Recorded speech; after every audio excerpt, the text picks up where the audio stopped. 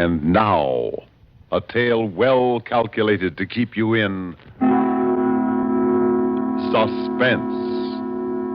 In a moment, Act One of Doom Machine, starring Leon Janney as Dr. Ferris, and written especially for Suspense by Edgar Marvin.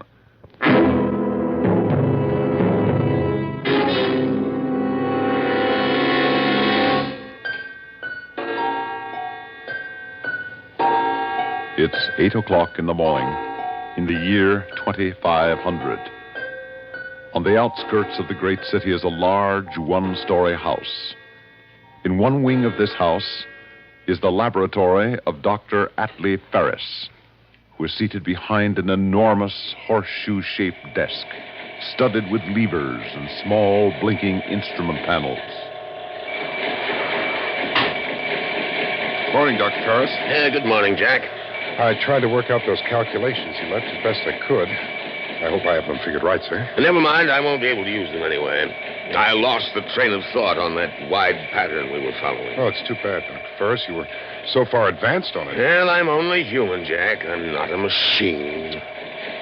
In fact, my humanity practically conspires against me. The level of concentration I need is fantastic, Jack.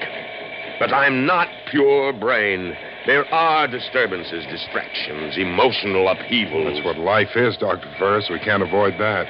But if there were pure brain, Jack, a mind that would hold pure thought and nothing else, that would carry out the logical sequence of thoughts into action without any deviation from its purpose, regardless of any distraction or human consideration. There's no such thing, Dr. Ferris. It would be monstrous. Perhaps, but it would succeed in its work.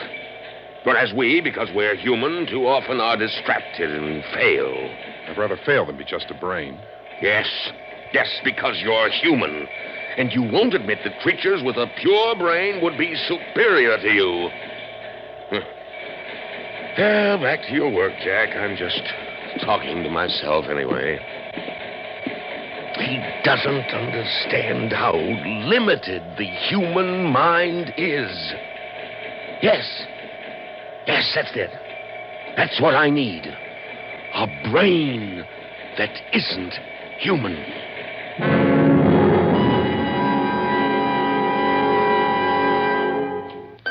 Third audio box entry, July 7th.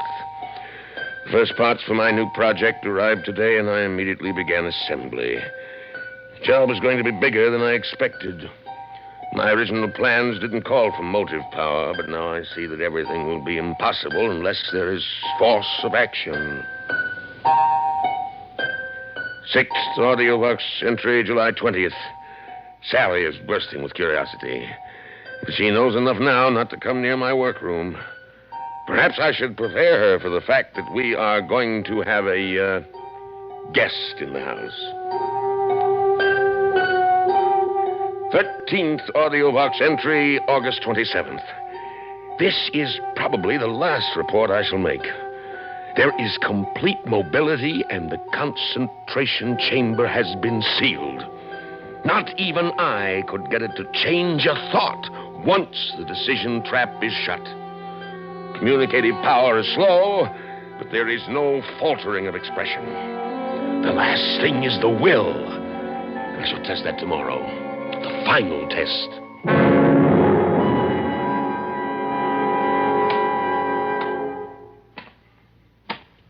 I hear something. Is that it, Dr. Ferris? I ordered it to report to me here in the laboratory at 10 o'clock. What time is it now, Jack? It's just 10, Dr. Ferris. Is it safe? We'll know in a moment.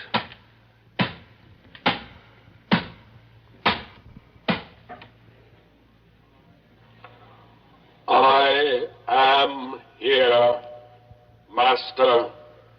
It's enormous. The most enormous robot I've ever seen. This isn't just a robot. Inside that enormous metal body is the most advanced electronic brain ever devised. Pure brain. Maximum electronic mentality. That's what we'll call him. Max. I could think of other names. But the real thing, Jack, is his power of concentration. His will is tied directly to action. He does whatever he decides. Nothing can stop him. Nothing can distract him. His will is as strong as the titanium he's made of. He's perfect, Jack. Perfect. Yes, he's perfect, Dr. Ferris. You've got what you wanted, a brain that isn't human. A thing completely without emotions.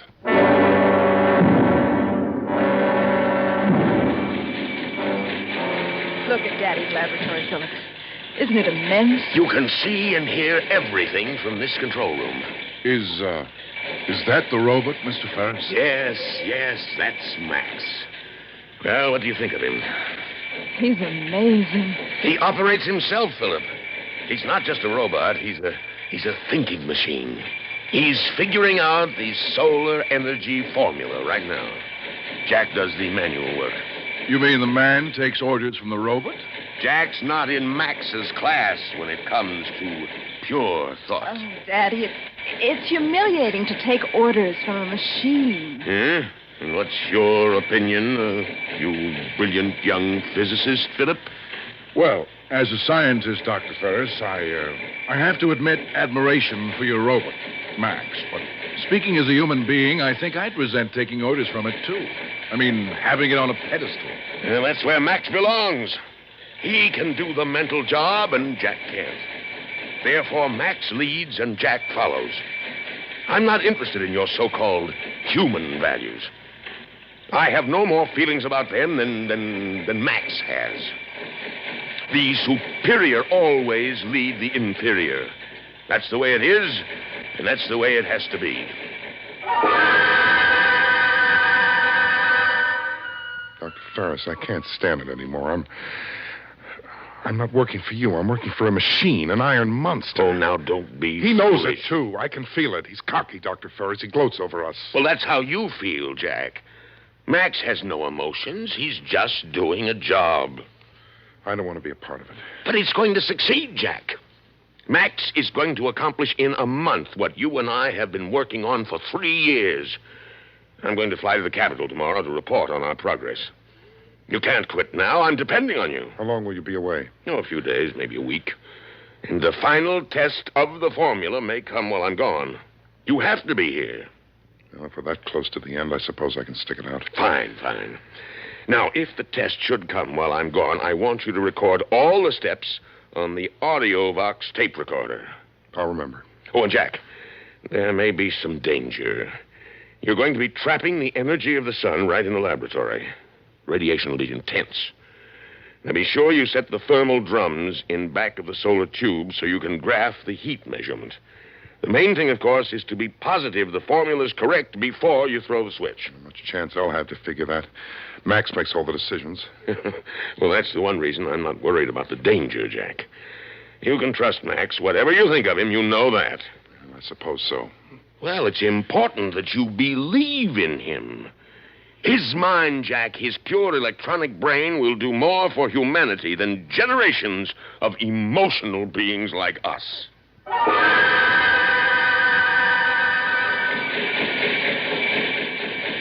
Home 23. Home 23. Omega 15. Omega 15. Thermodyne 24.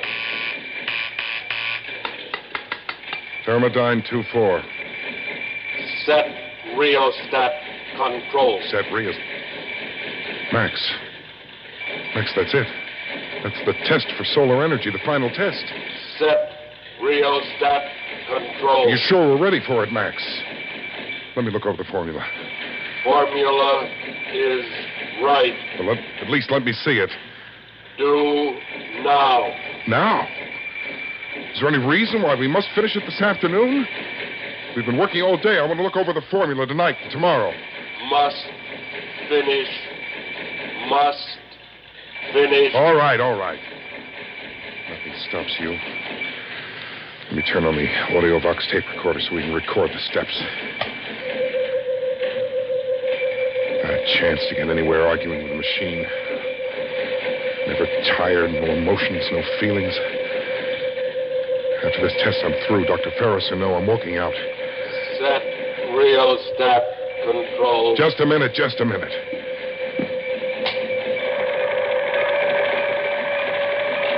There. Now I'll check the thermal drums. The graphing. Set thermal panel. Check.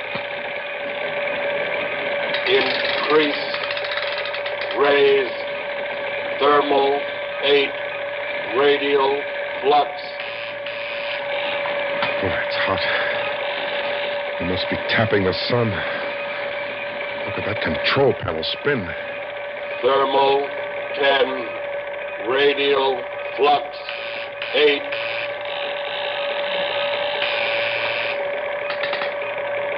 Thermal 12. Radial flux 9. Max, it's getting too hot. I don't think we can get any more increase. Thermal 14. Radial flux 10. No, Max, it won't work. I see it now. We're absorbing too much heat in the tube. We're not channeling out. Thermal 16. I'm afraid, Max. I'm afraid. Max is shooting heat rays. Max!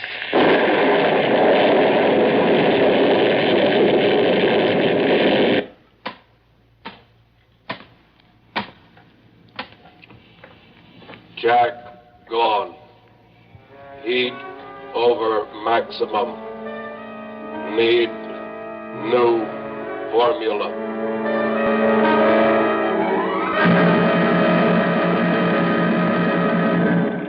Wonderful, Max, wonderful. It's running on solar energy. With this machine alone, this laboratory model, we could power 100 factories. Heat too high. Yes, I checked the thermal drums. The heat is too high, but we can fix that. Take a little work, but we can do it. You have no idea where Jack is? Jack gone. Yes, you told me that, but where? Well, I suppose he skipped out. He's been threatening that for a long while. Fine time to do it, though.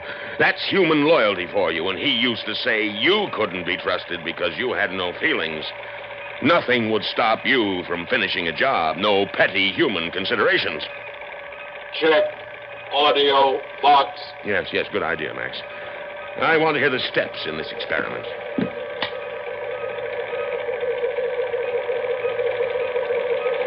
Chance to get anywhere arguing with the machine. Yes, that's Jack. Never tired, no emotions, no feelings. After this test, I'm through. Dr. Ferris, I know I'm walking out. Yeah, just as I thought. Good riddance. Set rheostat control. Just a minute. I don't want to hear any more of this. Don't worry, Max. I'll get you another assistant. Nobody worthy of you, I'm afraid. Just another human being like Jack.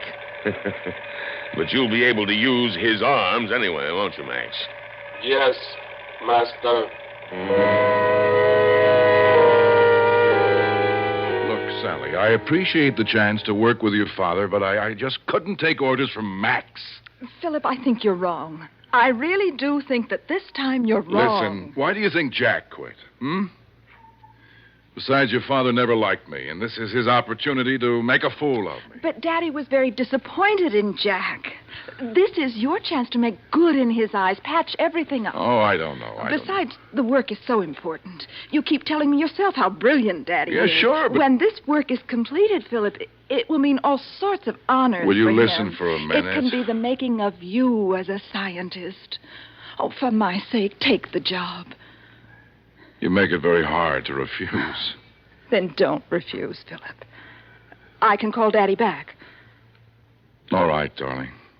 For your sake, call him back.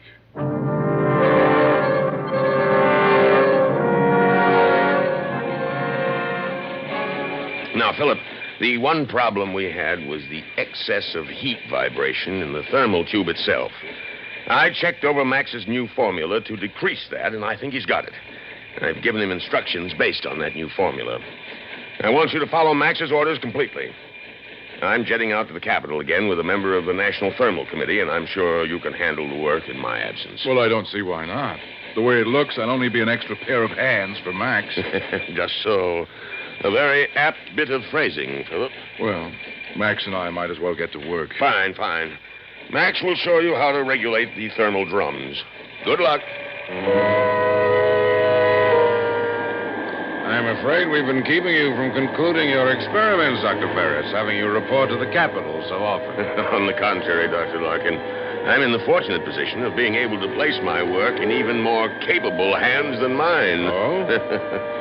I don't suppose you've heard of Max. Max?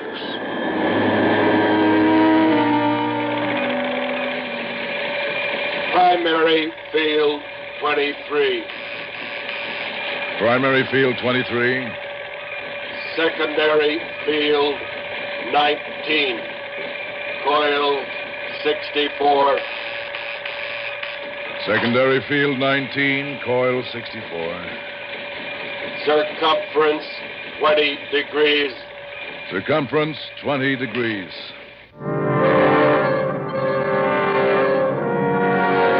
But Ferris, you can't be serious. Rain like that is a monstrosity. It's inhuman. Of course it's inhuman. That's the grandeur of it. No feelings, no emotions, nothing to distract it.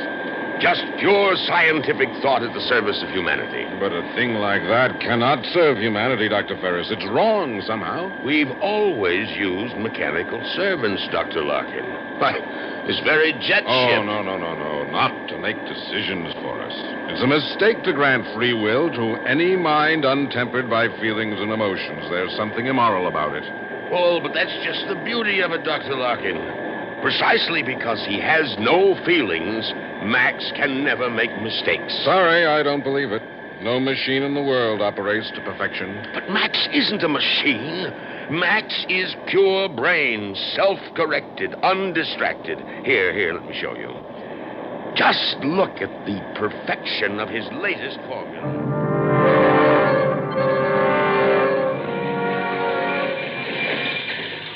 Ohm 22. Ohm 22. Omega 1 4. Omega 1 4. See? So he bases his new rheostat setting on Ohm 22, Omega 1 4. Omega? Why Omega, Dr. Ferris? Isn't that a similar ratio? Good Lord. Good Lord. What's the matter? Oh, no. Larkin, Max has repeated the same mistake. It's as high a ratio as the other. It'll build heat rather than dissipate it. If Philip goes near the thermal control with that formula, he'll be cremated, burnt to an ash. Oh, Dr. Ferris, are you sure? Unfortunately, I'm very sure. That's what happened to Jack. He was... Oh, no. Larkin, I've got to go back. I've got to get back in time. If we don't get there in time, I'll be a murderer, Larkin. You hear? A murderer.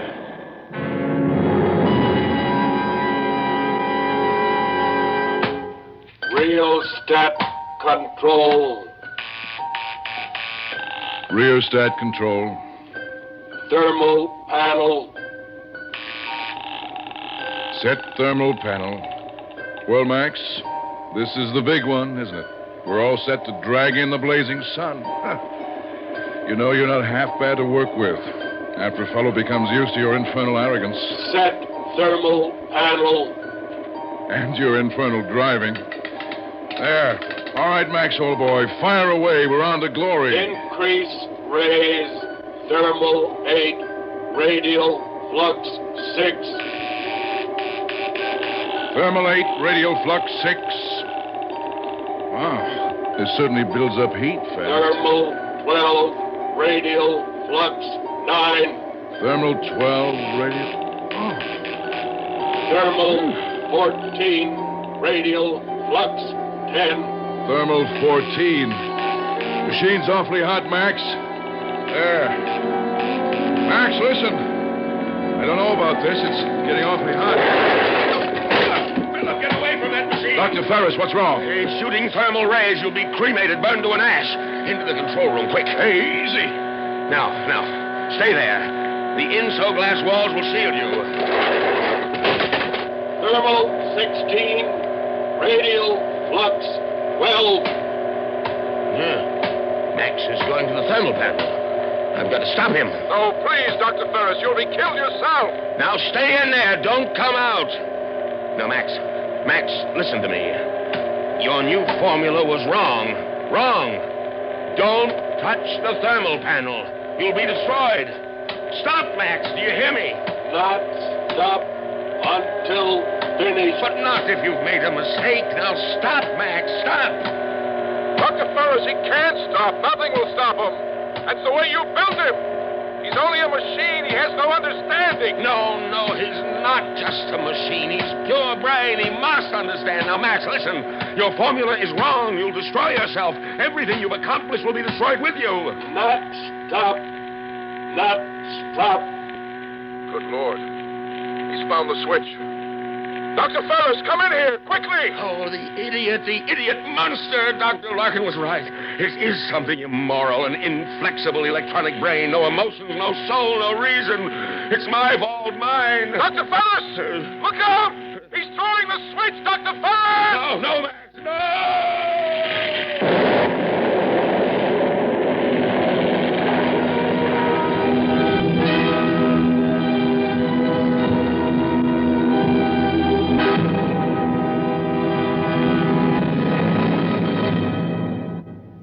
Suspense.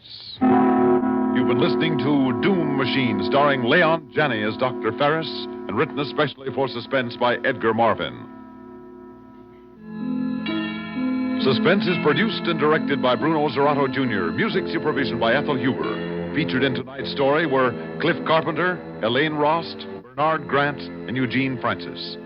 Listen again next week when we return with Heads You Lose, written by Robert Arthur. Another tale well calculated to keep you in suspense. The Singing is Easy on the Richard Hayes Show, weeknights on the CBS Radio Network.